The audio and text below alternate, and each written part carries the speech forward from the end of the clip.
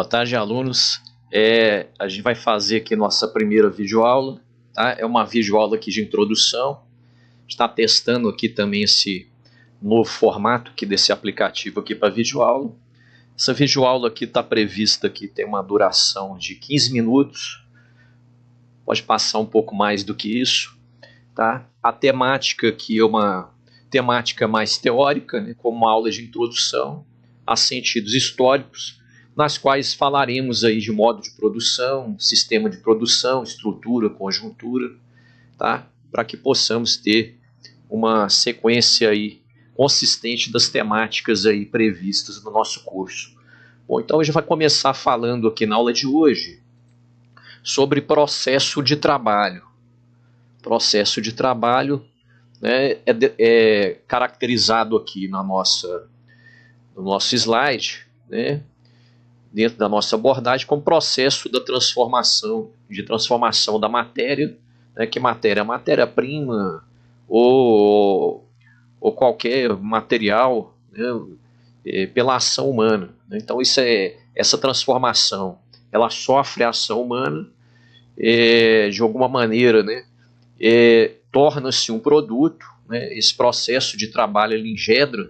A gente tem que ter em claro aqui dois elementos, né?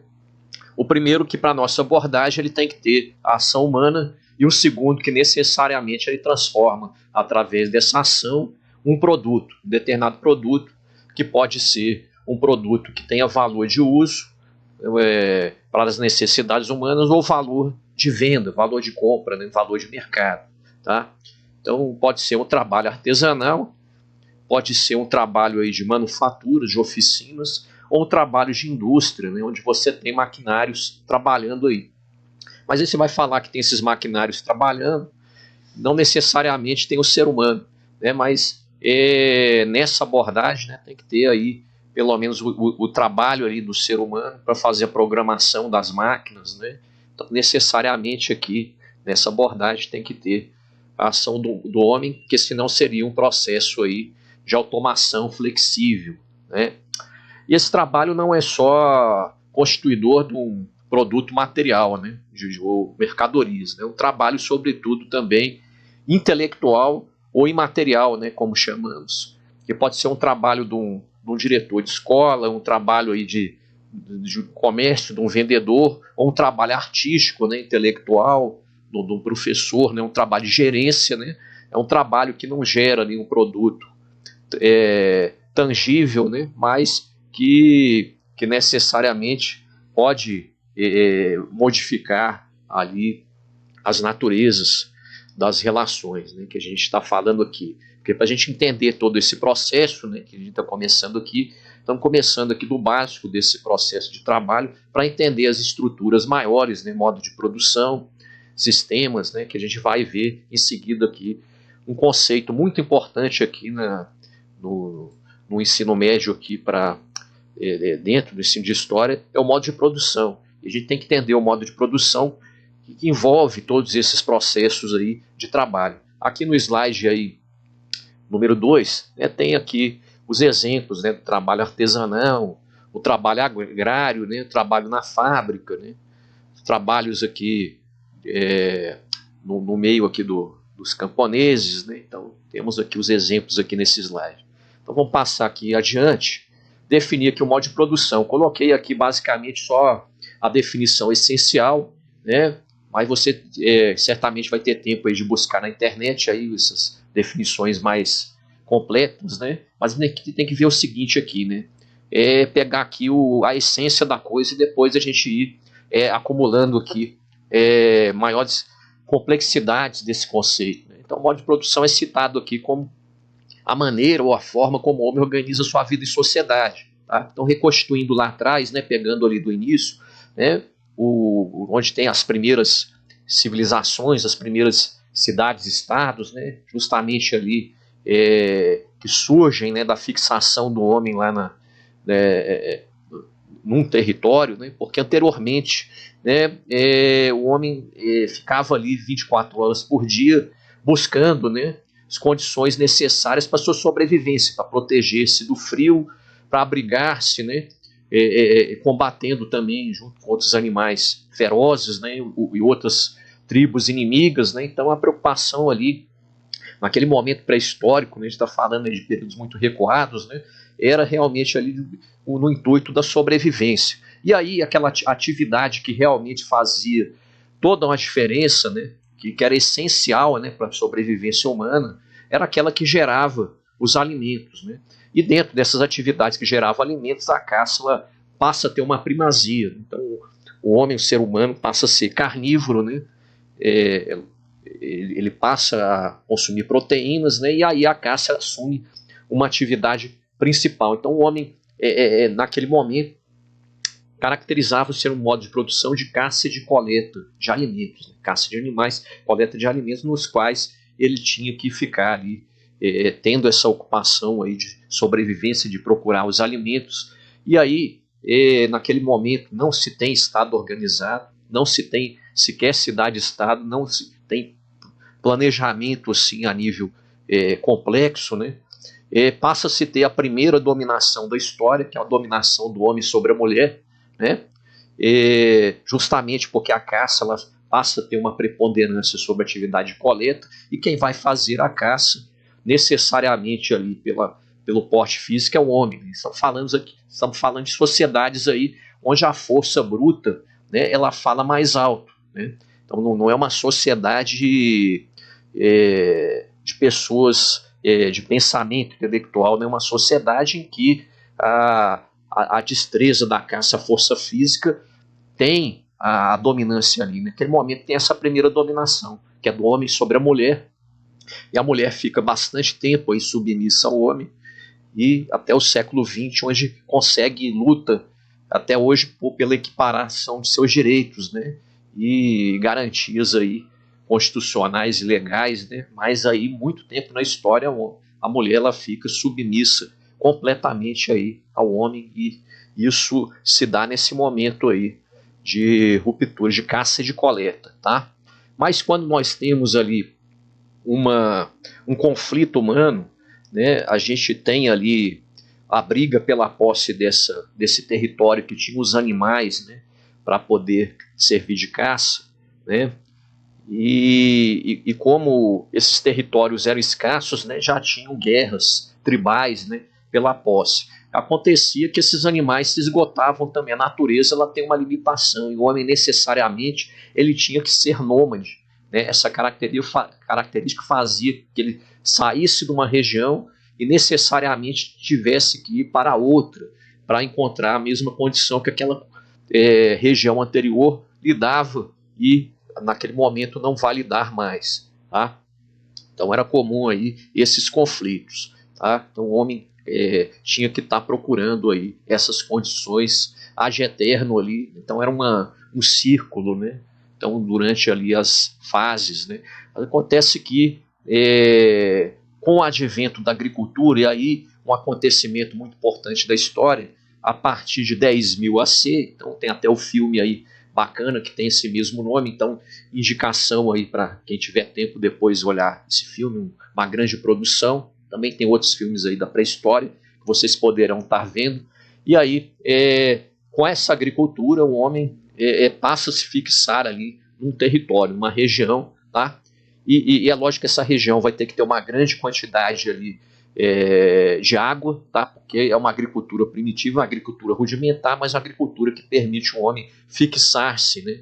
Primeiramente nas primeiras vilas que vão formar as cidades-estados ali, que são justamente aquelas primeiras cidades-estados da antiguidade. A gente tem ali desde o Nilo até o crescente fértil ali do Oriente Médio, então tem as primeiras civilizações ali, então estamos falando de 5, 6 mil anos atrás, e vão surgir essas comunidades agrícolas, né, a partir dessas vilas, a partir da agricultura. Não foi todos os lugares ao mesmo tempo, né, mas se através aí de ciências auxiliares aí da história, como arqueologia, então se acha ali vestígios de sociedades agrícolas que habitaram aquela região, e daí se fala que a partir desse momento, naquelas regiões, surgiu a agricultura. E com a agricultura tem uma complexidade maior aí dessas sociedades, né, que aí passa a ter, né, principalmente, né, falando resumidamente aqui, a propriedade privada. Porque aquele cara que chegou primeiro, logicamente vai pegar a melhor terra para ele, a melhor fatia de terra, que tem uma produtividade boa ali para essa agricultura, tá?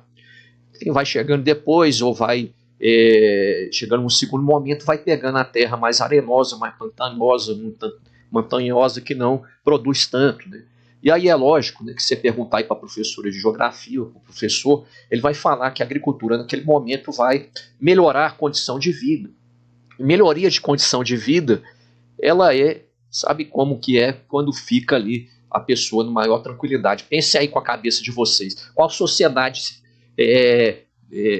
pode conceber um planejamento melhor de sua vida? Uma sociedade que o homem está 24 horas atento aí para se defender de animais ou procurar alimentos, ou uma sociedade em que esse mesmo homem planta, né, uma fase do ano ali, outra fase vai colher, né, outra fase vai ficar descansando. Obviamente a sociedade agrícola tem uma condição de vida melhor, né, o homem vai ter mais tempo livre, né, e logicamente aí a professora de geografia, o professor de geografia vai falar aumento demográfico na geografia é aumento de população, né?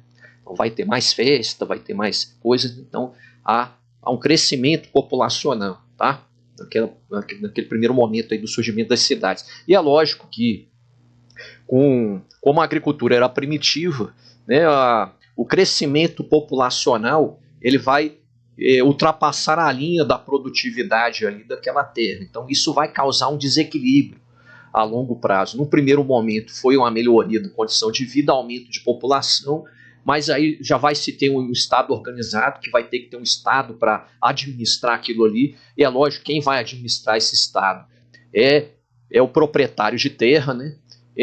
Associadamente com o que controla a religião. Então você vai ter aí necessariamente os proprietários de terra, uma classe ali, aí já tem uma propriedade privada diferente do que era antes, né, um modo de produção de caça e coleta. Então vai se ter ali um Estado organizado, né? Seja um rei ou uma pessoa, um líder, né, que vai ser o proprietário de terra, e lógico que ele, como proprietário de terra, ele vai lançar a mão de forças, né, auxiliares de soldados, né, de milícias, para poder defender ali a sua propriedade, né? Falo milícias aqui no sentido de agrupamento ali de pessoas, né, de homens, né, para defender, especializado na guerra ali contra, seja o inimigo externo, seja o próprio inimigo da cidade ali, que no período de fome, né, vai se ter tanto guerras externas, né, que do povo estrangeiro invadindo a cidade, como também guerras internas aí, guerras no âmbito ali das próprias famílias e das comunidades, né, pela posse ali da melhor terra ou da terra onde produz esse alimento, tá? E aí, logicamente, esse proprietário de terra e ao mesmo tempo, né, o que controla a religião vai controlar o poder político e a dominação ali, então vai se formar monarquias, né? E a gente sabe que, já falamos aqui sobre guerras, né? E as guerras, elas necessariamente têm dois lados, né? A gente está falando resumido aqui, né? Tem muitas nuances, mas dois lados principais, né? Tem um lado daquele que vai perder essa guerra, tem um lado daquele que vai ganhar essa guerra. Então você tem dominantes e dominados. Aquele que vai ganhar a guerra vai exercer dominação sobre aquele que perdeu, né? Vai subtrair o patrimônio, né? As riquezas daquele povo, daquela sociedade que perdeu essa guerra, e também vai exercer dominação sobre aquele que perdeu. Você vai falar, muitos morreram, muitos desapareceram, tiveram aí perdas físicas, né, ficaram deficientes, etc. Mas vai ter alguns que vão sobreviver. O livro de história não conta muito dessas nuances, né, dessa história, mas logicamente esses que perderam a guerra vão se tornar propriedade daqueles que ganharam. Então passa a se ter aí um modo de produção de escravismo, né? Então o homem passa a exercer dominação sobre o outro, né, que perdeu essa guerra. A escravidão, ela é a primeiro tipo de dominação que tem de propriedade ali do homem sobre o homem através do trabalho escravo. A primeira escravidão, ela vem da guerra, e depois as outras escravidões derivadas aí, como o cara que nasceu de uma mãe escrava, logicamente rei que ele não vai ser, né? Então vai ser escravo. E depois, em alguns momentos aí da história, em alguns lugares específicos, vai se ter também a escravidão por dívida, né? Cidadão, sujeito pagou, comprou ali um produto, uma mercadoria, não pagou, né? Está devendo, tem credores aí que ele deve recursos, né? Tem obrigações, não pagou, então perde a sua liberdade, torna-se ali escravo do outro, né? Tá certo? Então a gente caracteriza ali um modo de produção de escravismo, né? E num momento também da história, a gente, se não viu aqui, para alguns conteúdos ainda vai ver, né? Vai falar aqui de um grande império da antiguidade, que foi o Império Romano. E esse Império Romano ele conquistou todo o mundo conhecido. Por mundo conhecido, que a gente está falando naquele momento de 2000 anos atrás, né?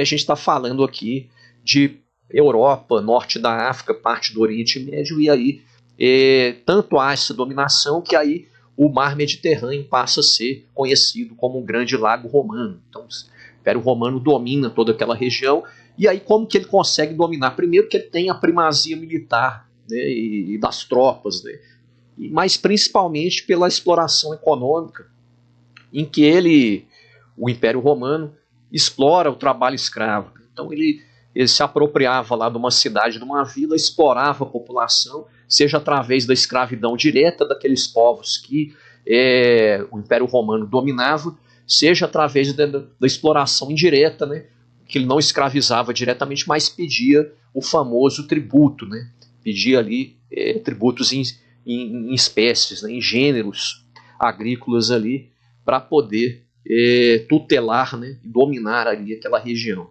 tá? E aí esse tipo de dominação do Império Romano, através do escravismo, da exploração desses povos, através da escravidão, se dá durante 400 anos, mais ou menos, né, há um ápice e chega no limite.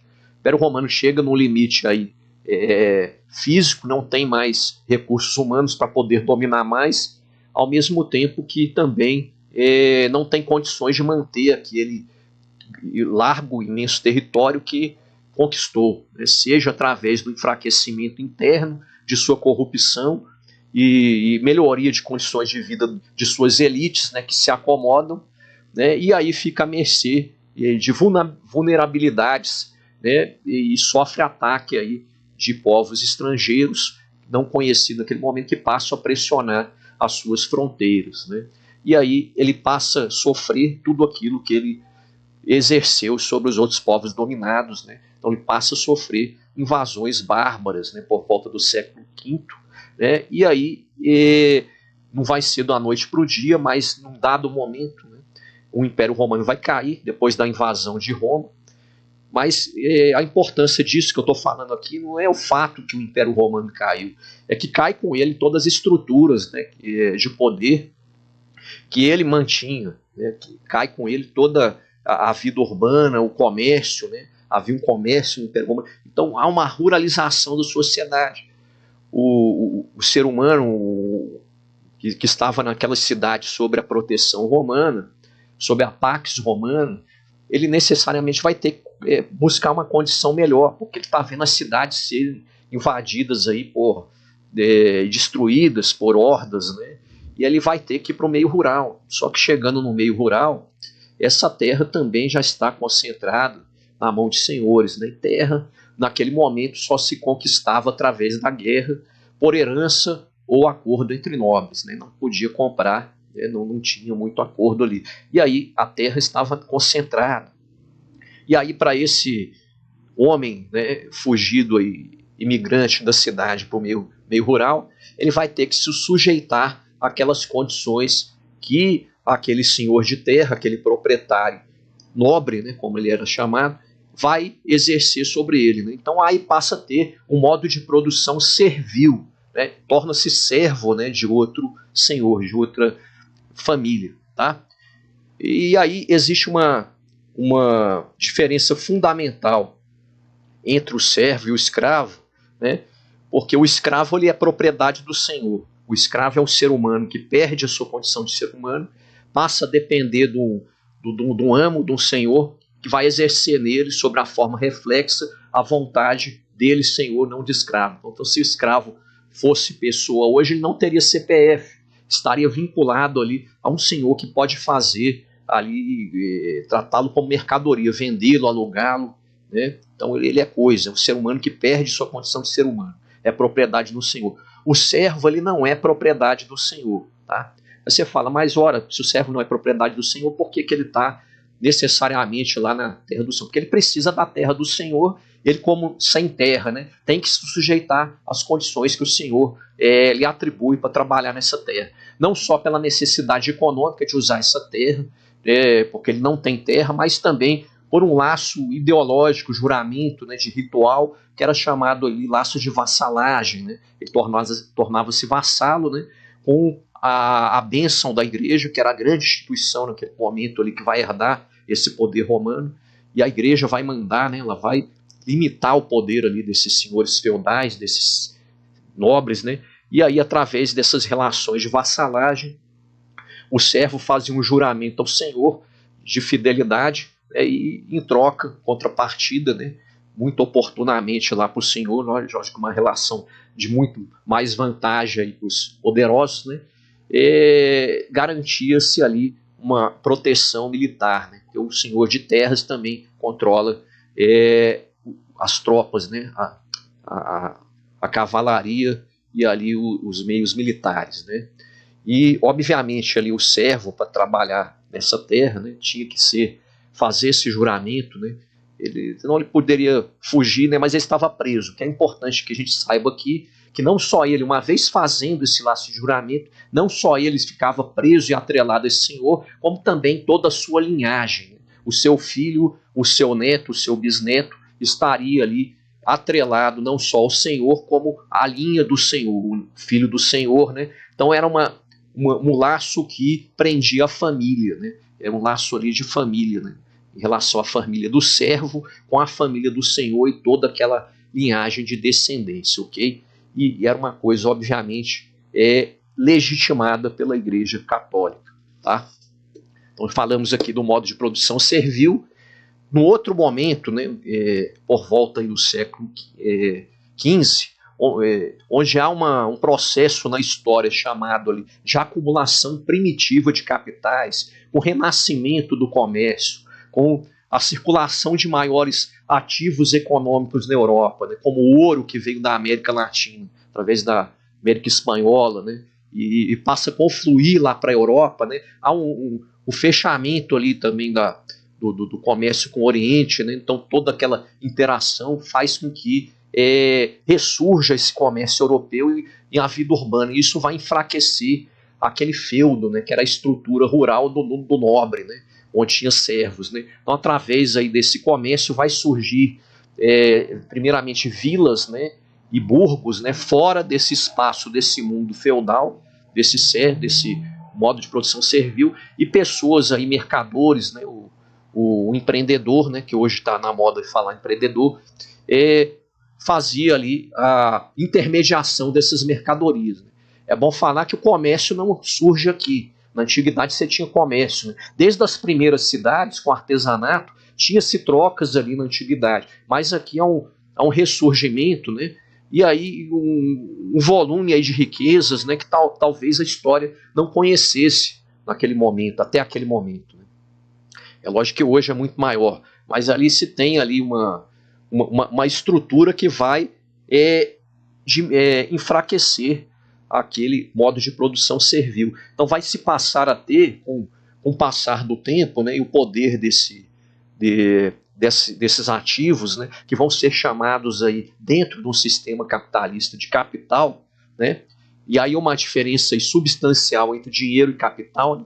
Dinheiro é aquilo que você compra e consome algum produto, e ali tem a finalização ali, a realização daquele valor em si do dinheiro, né. O capital é quando você aplica, né, é um conceito muito mais complexo, mas entendamos aqui que o capital financeiro é aquele capital ali que pode estar na forma do dinheiro ou de uma aplicação financeira, ou de um título, de um derivativo, seja lá o que for, de um Bitcoin, que ele é aplicado, né? E aí você aplica ali, pode aplicar numa atividade produtiva, num comércio, compra ali uma caixa de cerveja, né, por R$20, vai vender ali vai vender por 40, tira ali 20 de lucro, né? Então você tem ali, né, você vende por 50, né, tira mais ali, né, você vende pelo dobro do preço, então tem ali um faturamento sobre aquilo ali, isso que é a margem que você tem daquilo que gastou para aquilo que arrecadou, é o que se chama de lucro, né? Faturamento, lucro, prolabore, né? E aí, esse é o conceito de capital, tá? Lógico que é um conceito mais complexo, né? A gente tem capital também, não só na forma do dinheiro, de aplicações, né? Mas pode ter também o capital na sua forma física, né? Então você tem ali, por exemplo, um trator, né? Ele é um bem de capital, né? Ele produz ali na agricultura, né? O maquinário, né, da fábrica, né? Ele é um capital físico também, porque ele gera mais riqueza, ele gera mais capital. Então esse é um conceito aí mais complexo, né, que a gente tem que entender aqui para internalizando esses conceitos, tá certo? Então passa a se ter um modo de produção assalariado. Nesse modo de produção assalariado, né, há uma compra da força de trabalho, né, o patrão ali, o burguês, né, o empreendedor vai pagar determinadas horas do dia, né, para o trabalhador pagar, para trabalhar para ele, gerar riqueza.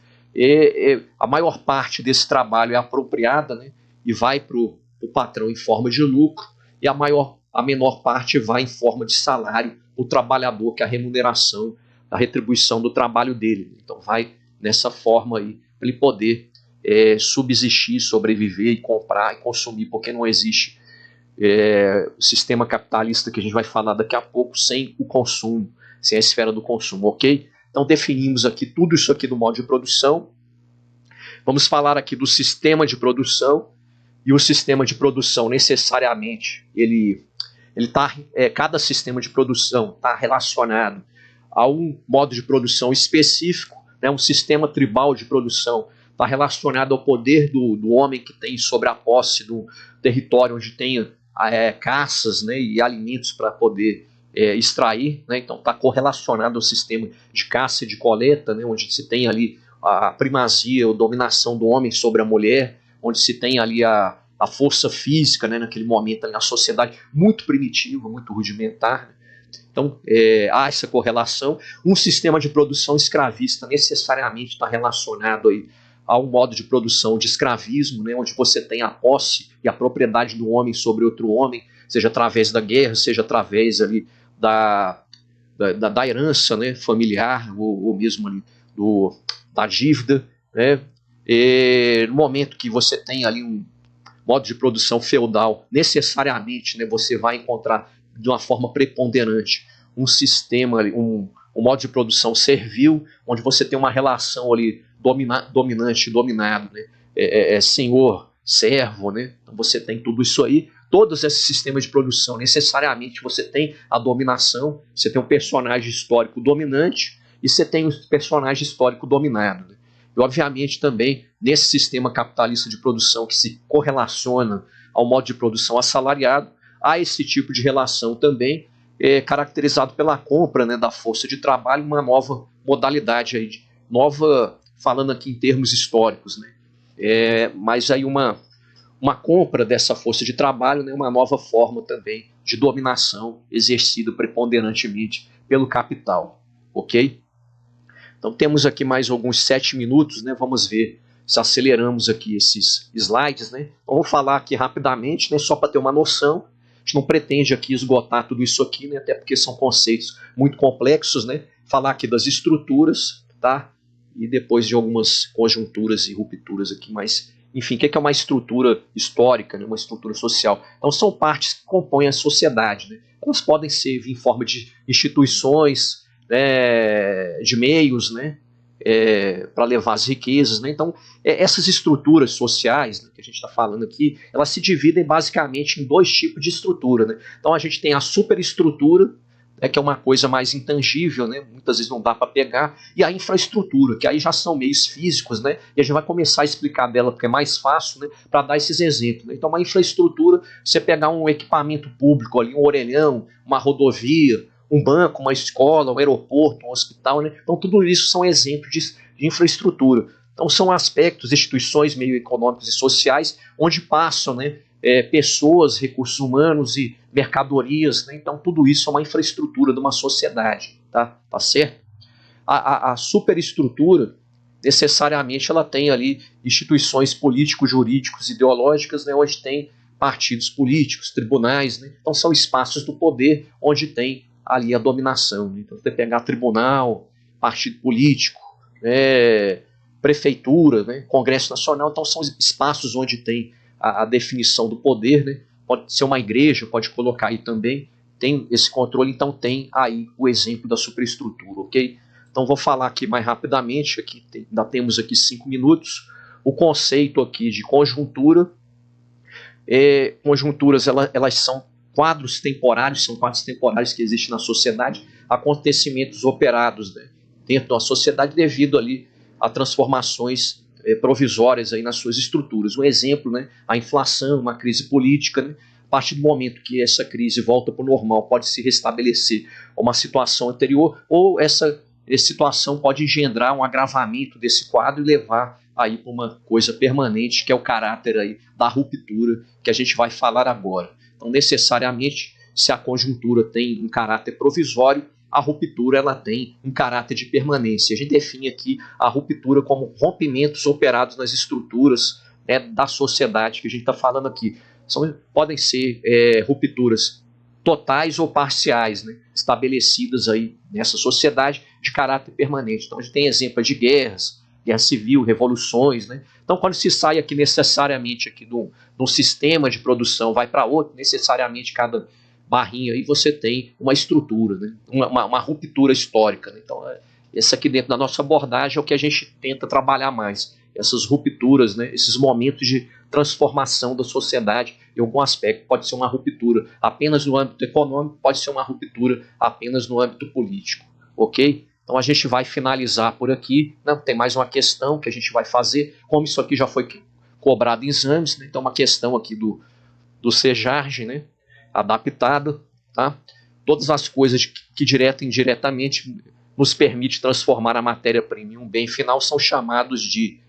Aí tem trabalho, né? É uma questão pegajosa que dá vários conceitos, mistura ali modo de produção, serviços, né? Instrumento de produção, tá? Trabalho, né? Então aí você tem que ter muito sólido aí esse conhecimento para poder não cair nesse tipo de questão aqui, não ficar no meio do caminho. Então estou falando aí de trabalho. O trabalho é um processo, né, que tem ação humana, né? Mas está falando aqui um conceito mais amplo, né? Então pode incluir trabalho, né, mas é um conceito mais amplo. Está falando aqui de forças produtivas, está falando aqui de instrumentos de produção, de serviços, né? Os instrumentos de produção são utilizados nos processos de trabalho, tá? Você pode ter aqui, eu estou usando aqui o computador pode ser um instrumento aqui de produção, de videoaula, né? Mas aqui está falando numa coisa mais envolvente. Poderia ser aqui o modo de produção, o serviço é uma atividade econômica que está dentro do modo de produção, mas aqui o nosso gabarito oficial que tem essa ideia ampla aqui, né, de todas essas coisas que direta ou indiretamente permite transformar a matéria-prima em um bem final, né? Aqui está falando de coisas, né, todos os aspectos, né, não só da ação humana, mas todo esse conjunto que inclui as ações humanas e também essas coisas, instrumentos de produção. Então, necessariamente são chamados de forças produtivas, né? E esse é o nosso gabarito aqui final, letra B, tá? Então aqui, esse aqui é o nosso gabarito, forças produtivas, que são as forças utilizadas para transformar a natureza com o objetivo de produzir bens materiais, ok? Então vamos finalizando por aqui. Se você gostou da aula, deixa o like lá na nossa vídeo página, deixa aí, a gente está começando agora com essas videoaulas aqui, né? Então a gente precisa aqui do retorno de vocês, né, para continuar sempre aprimorando aqui esses processos aqui de videoaula, ok?